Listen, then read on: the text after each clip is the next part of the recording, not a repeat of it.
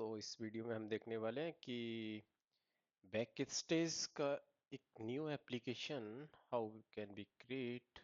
So let's check through the document, and in document you can go in getting started. Here is the introduction.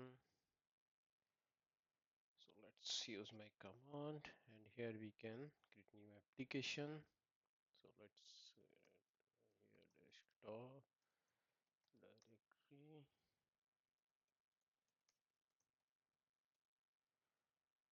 Okay, so here you can see you can come this on the site backstage.io, and there you can check all how can we create a new application through the npx at the rate backstage create app at the rate latest. It will register, it's required, proceed, yes. Now it will start asking the name of the application, so we can give that a backstage demo, and it's started installing dependencies, and it's use yarn.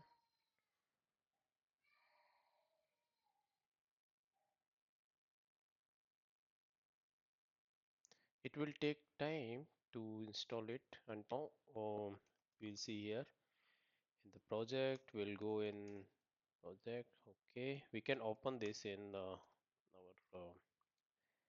VS Code. Let me open here VS Code. So I have opened the project that we have created now, and that saying that after, like, if you use any React project or anything, after that we need to install packages using npm, but here we are using yarn. So yarn install, and it will start to install the all dependencies that we have in package. Okay, so installation is done.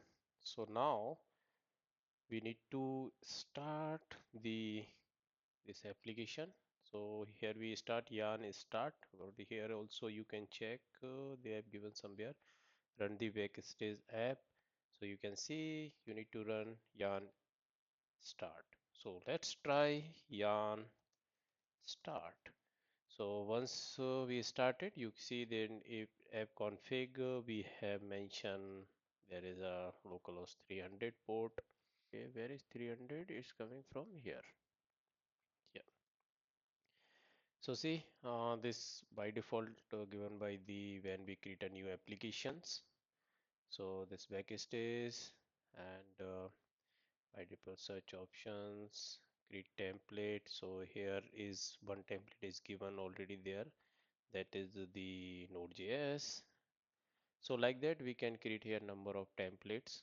That nothing is that uh, um, like in the plugin section we can add separate templates. Sometimes that this is a developer portal, so it help to developers. So we can give different type templates, like suppose then किसी के लिए हमें node JS का देना है तो node JS से start कर सकता है.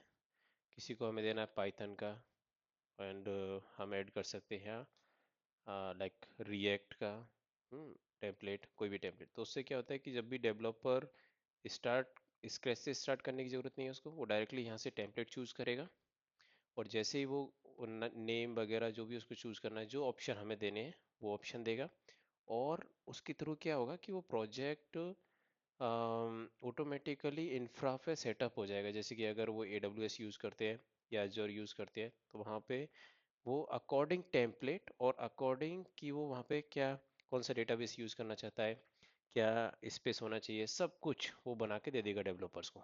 सो दैट्स वाई ये डेवलपर पोर्टल के लिए बहुत यूजेबल है, मोस्टली इन एंटरप्राइजेस.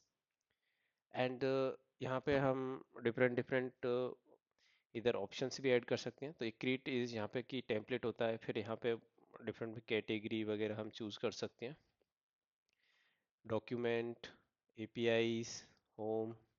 तो एक तरीके का एक पूरा पोर्टल बन जाता है, राइट. सो ये बेसिक वीडियो है. हम आगे भी देखेंगे कि इसमें ये प्लगइन्स है, different different open source plugins, how we can use that. और यहाँ पे अगर आपको ज़्यादा देना है तो इसका गिटहब है। हाँ, गिटहब पे जाएंगे तो वहाँ पे उनके डिफरेंट डिफरेंट पैकेजेस प्लगइन्स सब उनका यहाँ पे दिया है। कम्युनिटी डेमोज, उनकी डेमोज भी देख सकते हैं। यहाँ पे डेमोज जाएंगे, देखो जो अभी हम देख रहे हैं ऐसा।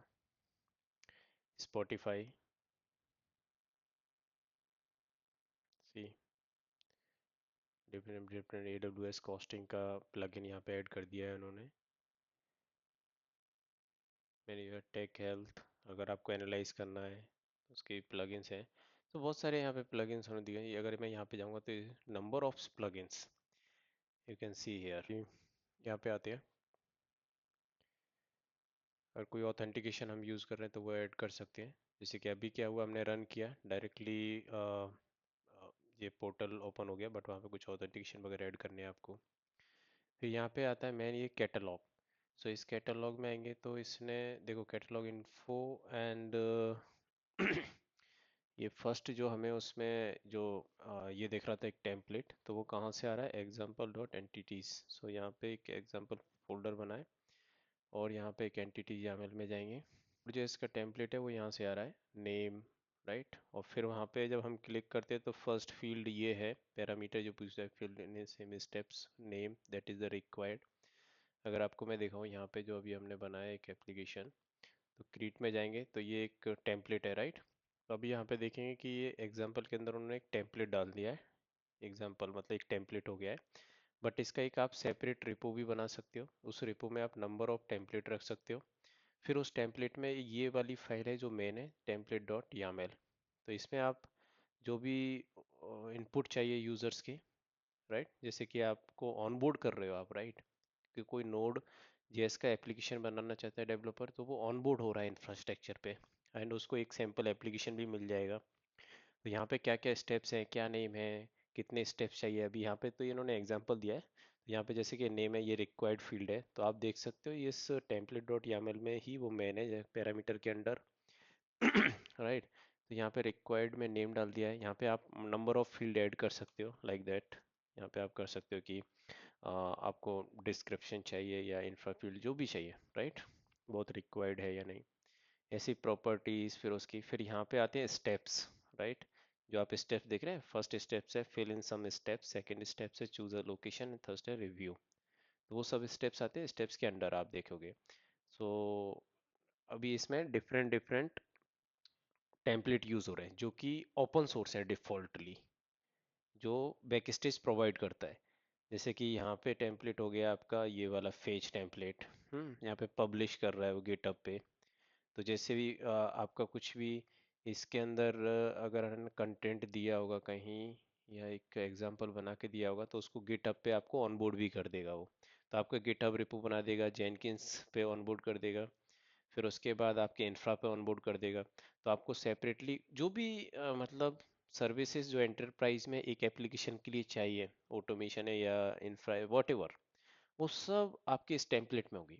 तो जो भी डेवलपर यूज करना चाहते हैं उस टेम्पलेट को यूज करेंगे, ऑटोमेटिकली उसकी गिटअप बन जाएगा, ऑनबोर्ड हो जाएगा आपका जेनकिंस पे, ऑनबोर्ड हो जाएगा इंफ्रा पे, सब डेटाबेस क्रिएट हो जाएगा, है ना। और आपकी सीक्रेट की चाहिए वो भी AWS पे या S3, और आपकी permissions, IAM roles, everything इसके थ्रू हो जाएगा।